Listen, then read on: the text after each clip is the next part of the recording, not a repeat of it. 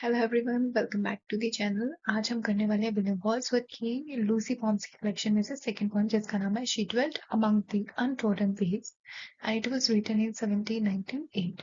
Okay, इसकी हम easiest summary, basic introduction to the poem और लूसी के बारे में भी जानेंगे, वो कौन थी, और इसकी सेंट्रल आइडियाज और थीम्स भी करेंगे। Okay, so let's move to the next slide.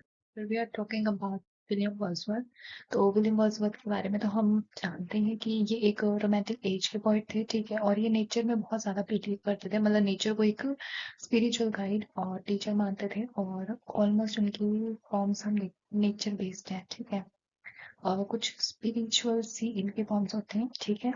Childhood memory, imagination, emotion, ये इनकी सेंट्रल थीम्स कह सकते हैं, ओके। और इनकी पोइट्री जो है मतलब शो करती है कि कैसे जो नेचर है ह्यूमन सोल को शेप करता है। और he also believe that childhood जो है सबसे प्योरेस्ट स्टेज होती है ह्यूमन लाइफ की, जब मतलब हमारे ऊपर कोई प्रेशर नहीं होता, ठीक है।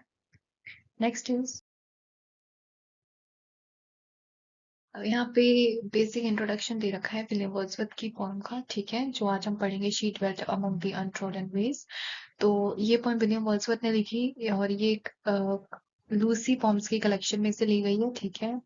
It was written in 1798 during the romantic period, और ये एक लिरिक पोएम है। इसकी theme silent love, unnoticed beauty, death और पर्सनल लॉस है, ठीक। Who is Lucy? So Lucy एक इमेजिनरी गर्ल है जो वर्ड्सवर्थ के लिए सिंप्लिसिटी का सिंबल है, अननोटिस्ड ब्यूटी का सिंबल है, और इमोशनल लॉस का सिंबल है।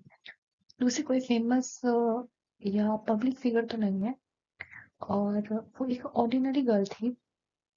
और इसी बात से पोएम जो है पावरफुल ज्यादा बन जाती, ठीक है। अब हम इसकी stanza wise explanation. So very first stanza is, she dwelt among the untrodden ways, beside the spring of love, a maid whom there were none to praise and very few to love.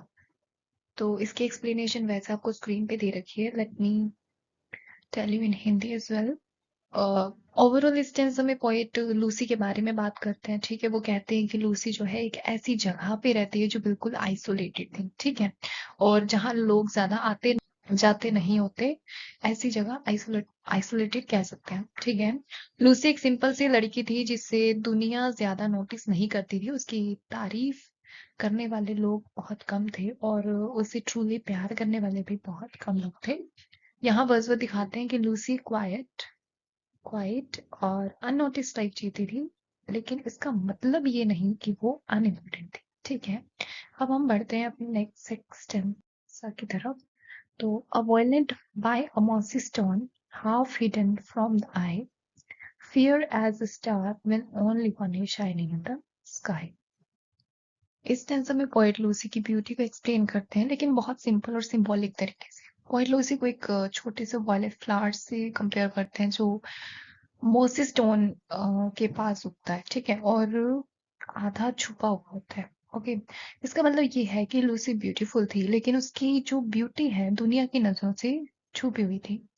फिर poet कहते हैं कि Lucy एक अकेली चमकती हुई star की तरह है, जो पूरे आसमान में सबसे ज्यादा शाइन करती है। और ये कंपैरिजन दिखाता है कि लूसी रेयर, प्योर और स्पेशल थी, ठीक है, चाहे दुनिया उसे नोटिस करे या ना करे, डजंट मैटर। अब हम बढ़ते हैं स्टैंजा थर्ड, जो कि हमारा लास्ट स्टैंजा भी है।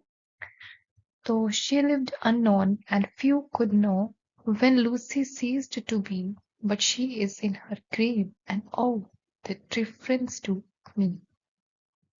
इस स्टैंजा में लूसी एक बहुत सिंपल और अननोटिस्ड लाइफ जी रही है, उसके बारे में बताया। बहुत कम लोग थे जो उसे सच में जानते या समझते थे, ठीक है। जब लूसी की डेथ हुई तो दुनिया को ज्यादा फर्क नहीं पड़ा, लेकिन पोइट के लिए उसकी डेथ ना सब उसकी डेथ ने पोइट के लिए सब कुछ बदल दिया था, वी कैन से। पोएम की लास्ट लाइन में वर्ड्सवर्थ दिखाते हैं कि दुनिया चाहे भूल जाए, पर किसी एक के लिए लूसी का खोना एक बहुत बड़ा लॉस है, ठीक है। अब हम बढ़ते हैं अपने सेंट्रल आइडिया की तरफ। उससे पहले ये जो स्टैंजास की एक्सप्लेनेशन दे रखी है, इनको आप यूज कर सकते हो अपने आंसर राइटिंग में, okay. So let's move to the